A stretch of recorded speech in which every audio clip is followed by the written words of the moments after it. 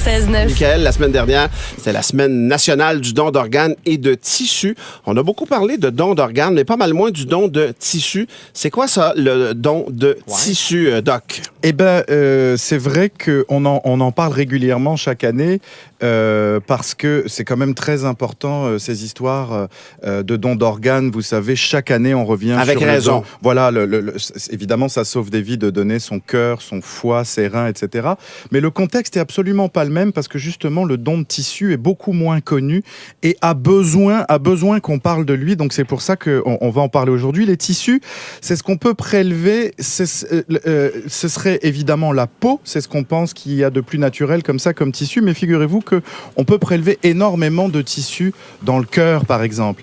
Quand je dis dans le cœur, c'est pas le cœur comme tel en tant qu'organe qu'on va aller transplanter en entier chez quelqu'un qui aurait besoin d'un nouveau cœur, mais il faut considérer que les tissus, c'est tout ce qui est le tissu conjonctif, c'est tout ce qu'on mange pas, vous savez, dans les animaux, dans le poulet, les articulations, les tendons, les ligaments, qu'on recrache là parce que c'est pas bon. Eh bien, chez l'être humain, c'est très bon et on a besoin d'en transplanter. C'est très utile. Ce sont en fait les structures qui sont très très peu vascularisées, dans lesquelles il y a très peu de vaisseaux, et c'est pour ça qu'on en a besoin, parce que qui dit qu'il n'y a pas de vaisseaux dedans, dit que ça cicatrise mal et que ça repousse mal. Comprenez-vous ? Ouais. Parce qu'on a besoin de toutes les cellules du sang justement pour que ça repousse. C'est pour ça, par exemple, que quand on a été élevé dans son enfance, par exemple, comme Billy, et que donc on s'est cassé très souvent des ligaments, des tendons et ce genre de choses, parce que son cousin t'a crissé dans l'eau ou du haut d'un poney ou du haut d'un cheval. Donc je m'adresse surtout à nos auditeurs en région qui ont été élevés comme Billy. Ou tout simplement tous les auditeurs qui se sont déjà déchirés un ligament croisé antérieur au ski, au football, vous savez. Toutes ces structures-là sont très difficiles en fait à cicatriser parce que justement là-dedans, il n'y a pas de vaisseau, il y a très peu de vascularisation. Donc ça prend des chirurgies, des coutures, ces coutures pètent, etc. C'est très compliqué. Donc toutes ces tissus-là, on en a besoin. Il y a les cornets aussi. Alors les cornets, c'est la partie toute transparente qui est sur le devant de l'œil. C'est donc à travers la cornée que passent tous les rayons de lumière de ce qu'on voit. Quand la cornée est malade, parce que par exemple il y a une maladie, bon ça c'est juste derrière la cornée, la cataracte, mais la cornée en fait dès qu'elle est abîmée ou dès qu'elle est blessée, tous les gens qui ont eu des accidents du travail avec des éclats de métal, des éclats de bois, des brûlures chimiques qui sont allées toucher leur cornée, etc. La cornée fait partie des tissus. On pourrait recevoir un don pour réparer une blessure. C'est ça qui est méconnu, c'est que la cornée fait partie de ces tissus-là qu'on peut prélever. Et bien la cornée, justement, il y a 0 vaisseau dedans. Alors ça, c'est la nature qui est prévue comme ça, parce que s'il y avait des vaisseaux dans la cornée, on verrait rien. On verrait nos vaisseaux qui passent devant nos yeux. Et la cornée, justement, ça se prélève. Je veux être sûr de bien comprendre, quand je signe ma carte de don d'organes, est-ce que ça veut dire que je donne aussi les tissus ou je dois spécifier dans un testament quelconque que je donne mes tissus? Non, alors quand tu signes ta carte de donneur d'organes, c'est vrai que par défaut, on va prélever tes tissus. Maintenant, si tu veux, tu peux aussi exprimer clairement que tu veux donner des organes et pas des tissus. Je dis ça pourquoi ? Parce qu'il y a beaucoup de gens qui sont d'accord pour dire « Ok, moi je vais donner mes organes, je suis correct avec ça, mais par contre, je veux pas qu'on touche à mes yeux. » Il y a beaucoup de gens qui pensent ça. Okay. Alors soit parce qu'ils ont une phobie là-dessus, et puis là-dessus, bon, ben, on peut rien dire. C'est pas rationnel d'avoir peur qu'on touche tes yeux, même quand t'es mort. On s'entend, c'est pas rationnel. Mais par contre, il y a des gens qui pensent que ça va, comment dirais-je, abîmer l'image qu'ils vont avoir. C'est-à-dire que ça va abîmer le cadavre. Et ils ont peur qu'en fait, ils s'imaginent, comme dans les films d'horreur, un cadavre sans les yeux. Et que ça va faire peur à toute la famille, puisque des fois, au funérarium, on rend hommage au corps comme tel. Et s'il n'y a pas les yeux, on pense qu'il est abîmé. Alors, c'est pas vrai.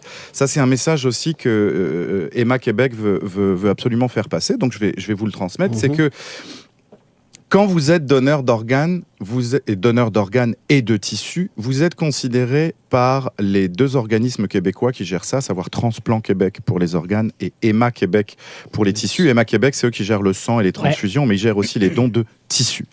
Quand vous êtes donneur d'organes et donneur de tissus, vous êtes considéré par eux autres comme des héros. D'accord ? Vous êtes des héros. Vous allez sauver des vies, vous allez rendre de la qualité de vie à des gens qui n'ont plus de cornée, qui voient plus, qui sont plus capables de conduire, qui sont parfois plus capables de lire, d'écrire. Vous allez améliorer la qualité de dizaines et de dizaines de personnes. Vous êtes des héros de la société jusque dans votre mort.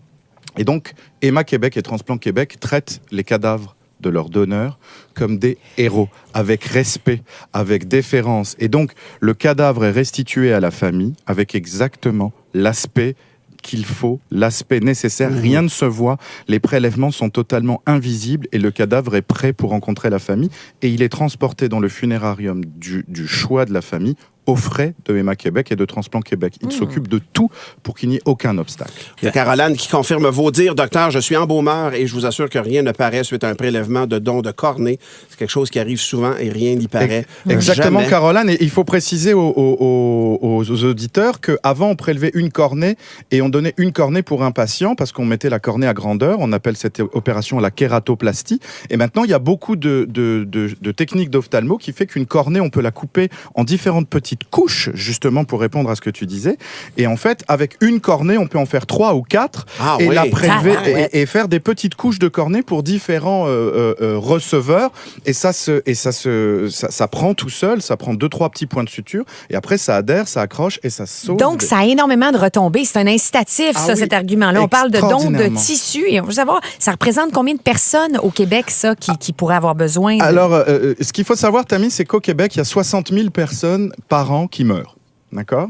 Sur ces 60 000 personnes, on va considérer pour les prélèvements que ceux qui meurent dans le Grand Québec et dans le Grand Montréal, parce que ça prend des équipes spécialisées dans des grands centres hospitaliers pour faire les prélèvements. Ça représente à peu près 36 000 personnes. Là-dessus, on a les contre-indications. Les contre-indications sont résumées sur une carte qu'on peut tous avoir et qu'on va mettre sur le Facebook. C'est la carte que distribue Emma Québec. On peut prélever des tissus, sauf quand la personne a plus que 85 ans. C'est quand même très vieux. Hein. Vous vous rendez compte des cornets ou des... Jusqu'à 80 ans, 70 ans, ça sert. Ça sert à des gens, des tendons, des ligaments. Wow. Bien sûr. Quand il y a une grosse infection, genre une hépatite B, une hépatite C, ou un cancer du sang, ou une maladie d'Alzheimer. En dehors de ça, dedans de 24 heures après le décès, c'est pas comme les organes. Hein. Les organes, vous savez, quand on prélève un organe, le patient meurt au bloc opératoire. Il est maintenu en vie. Les tissus, on peut les prélever jusqu'à 24 heures en dedans du décès. Donc, c'est tous les gens qui ont fait un ACV, un accident de voiture, etc. Parce qu'une fois que c'est prélevé, on peut les garder au congélateur. Ça peut servir pendant des semaines. Donc c'est hyper important. Donc sur ces 18 000 personnes à peu près qui pourraient être potentiellement donneurs, nous aussi les travailleurs de santé, on doit être stimulés parce que pour l'instant, on appelle Emma Québec et Transplant Québec que pour à peu près 5 000 patients. Donc c'est pas assez. Il y a environ 30% des Québécois qui ont fait savoir leur position sur le don de tissus et don d'organes. Là encore, c'est pas assez. Si vous voulez changer ça, allez immédiatement, mes chers auditeurs, sur Signez-Don. Signez-Don.gouv.qc.ca. Vous trouverez le lien sur le site d'Emma Québec ou de Transplant Québec et on le mettra là encore sur Facebook. Faites savoir que vous êtes OK pour donner vos tissus et vos organes. Ça va sauver du monde. Docteur, avant que je vous amène sur la une du Journal de Montréal, la question qui est nombre de fois mentionnée sur la messagerie texte, est-ce que c'est vrai que la famille peut s'objecter à un don d'organes ou de tissus une fois le décès constaté, même si le décédé avait signé sa carte comme étant un donneur? Je te dirais que oui, mais normalement, si le donneur a signé sa carte, etc., on est supposé légalement de y aller quand même, d'accord ? Mais si la famille est vraiment, tu sais, là-dessus, veut rien entendre et te menace de poursuite, par exemple, les médecins ont tendance à abandonner parce que ce que tu veux pas, justement, c'est avoir des poursuites là derrière. Donc le rôle des familles là-dedans et le consentement des familles est très important. Tout le monde vit la même affaire, c'est que vous êtes en plein drame, vous venez de perdre un proche, vous êtes effondré, etc., etc. Mais je vous rappelle que dire oui au don d'organes et au don de tissus, je vous le dis, moi qui ai vu énormément de ça dans ma vie, énormément de témoignages, vous ne le regretterez jamais. Parce que vous vous rendrez compte que des mois et des années après, vous aurez donné un sens à cette mort. Vous aurez donné une beauté et une utilité à ce décès qui était évidemment profondément injuste. Donc jamais vous ne le regretterez. Vous serez toujours fiers d'avoir pris cette décision. Tu nous rappelles où est-ce qu'on peut aller faire ce changement-là? Signez-don. Signez-don, comme un don. Signez-don.gouv.qc.ca. On le mettra sur le Facebook. Dans un autre ordre d'idée, Doc, t'es gastro-entérologue à l'hôpital Charles-Lemoine. T'es donc un médecin spécialiste. Et on apprend ce matin qu'après les primes jaquettes, les primes de réunion, les allocations d'assiduité, il y a des médecins spécialistes qui occupent des postes de gestion, soit directeurs de services professionnels, qui bénéficient d'une prime de 100 000 $, ce qui amène leur salaire quelque part entre 328 000 $ et 352 000 $. Hey, c'est pas ça les directeurs d'école, hein, dont on parlait un petit peu. Pour les mêmes responsabilités, un métier omnipraticien, fait 100 000... Omnipatricien Bélanger. Merci. Fait 100 000 $ de moins. Qu'avez-vous à dire pour votre défense, monsieur le docteur? Je te dirais qu'on est en train de parler d'une trentaine de médecins au Québec qui sont les DSP. Les DSP, c'est quand tu considères chaque, regroupement d'hôpital, ce qu'on appelle les CISSSS. Ça prend un directeur administratif, qui est le directeur général, et ça prend un chef docteur qu'on appelle le DSP, c'est-à-dire le directeur des services professionnels.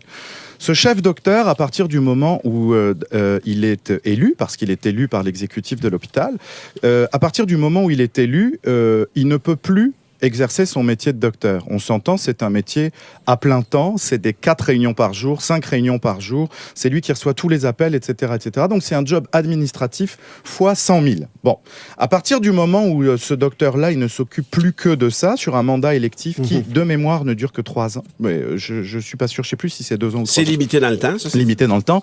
Ce docteur-là ne peut plus faire sa job. Donc admettons que c'était un médecin spécialiste. Vous savez que le salaire des médecins spécialistes, si je me rappelle bien, en moyenne, c'est aux alentours de 300 ou 350 000 $ par an au Québec. Donc, si on veut... Parce qu'on a besoin d'avoir un DSP. Si on veut avoir un DSP, il faut lui dire, tu feras plus ta job, mais on va te payer 300 ou 350 000 $, c'est-à-dire ce que tu perds en ne faisant plus ta job, parce que sinon, il n'y aura plus personne pour être DSP.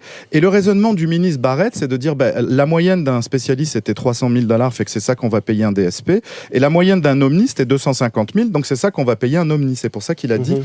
On va pas payer. Et les omnis sont fâchés avec ça parce qu'ils disent mais pratico-pratique, quand un omni est DSP, il fait exactement la même job.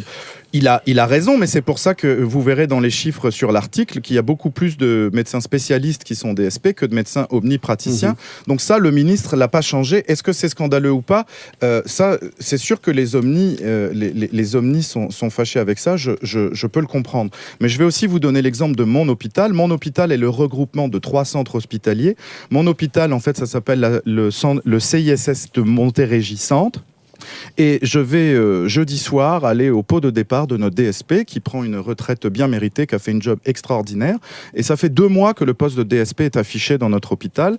Et à date, il y a 0 candidat. Il faut quand même savoir que c'est un job dont on est en train de parler, qui est un job dont personne ne veut, qui est complètement fou raide. Donc malgré ces primes-là, il n'y a pas de candidat. Et puis il m'a dit que quand dans un centre hospitalier, tu n'as pas de DSP, c'est vraiment administrativement un gros souci. Donc je comprends que le ministre mettre des primes pour attirer des candidats. Mais les omnis doivent en avoir encore moins de candidatures dans ce cas-là, si c'est moins... Mais t'as tout compris.